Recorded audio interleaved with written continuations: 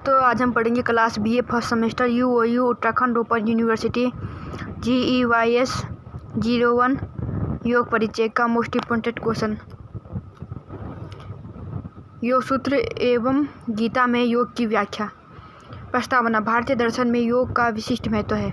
विभिन्न ग्रंथों में योग की परिभाषा अलग अलग दृष्टिकोण से की गई है। विशेष रूप से पतंजलि के योग सूत्र तथा श्रीमद् भगवद गीता में योग की व्याख्या अत्यंत महत्वपूर्ण मानी जाती है। योग सूत्र में योग की व्याख्या। पतंजलि के अनुसार योगाश्चित निवृत्ति निरोध, अर्थ चित्त मन की वृत्तियों का निरोध नियंत्रण ही योग है, यानी मन की चंचलता को रोककर उसे स्थिर करना ही योग का स्वरूप है।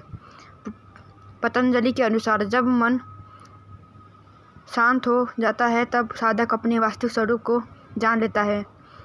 दूसरा है गीता में योग की व्याख्या। गीता में योग का स्वरूप और व्यवहारिक है।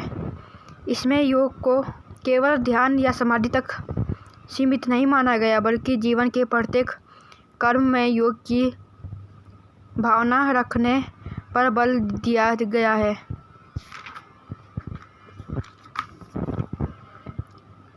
पहला है समत्व योग। समत्वम योग उच्यते, अर्थ सुख दुख लाभ हानि जय पराजय में समान भाव रखना योग है। दूसरा है कर्मयोग। योगः कर्मसु कौशलम, अर्थ अपने कर्तव्यों को कुशलता और निस्वार्थ से भाव करना योग है। तीसरा है भक्ति योग एवं ध्यान योग। गीता में भगवान में श्रद्धा, ध्यान और आत्म संयम को भी योग का अंग माना गया है। इसमें इंद्रिय नियंत्रण और मन की एकाग्रता को विशेष महत्व दिया गया है। योग सूत्र और गीता में योग का तुलनात्मक स्वरूप। आधार स्वरूप, मार्ग, उद्देश्य और प्रकृति। योग सूत्र और गीता। स्वरूप है इसका मन का नियंत्रण, संभाव व कर्म। मार्ग है इसका ध्यान व समाधि, कर्म भक्ति ज्ञान।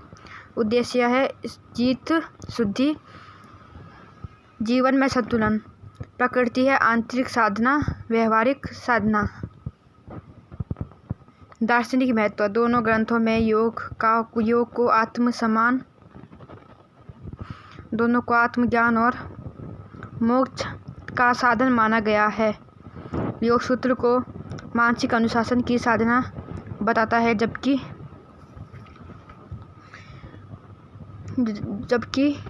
गीता योग में जीवन की कला के रूप में प्रस्तुत करती है। निष्कर्ष इस प्रकार योग सूत्र और गीता दोनों में योग का उद्देश्य मनुष्य के जीवन को श्रेष्ठ बनाना है। योग सूत्र मन की वृत्तियों को नियंत्रण करने पर बल देता है, जबकि गीता संभाव, निस्वार्थ कर्म और भक्ति को योग का स्वरूप बताती है। दोनों का दृष्टिकोण मिलकर योग को संपूर्ण जीवन के दर्शन के रूप में स्थापित करते हैं।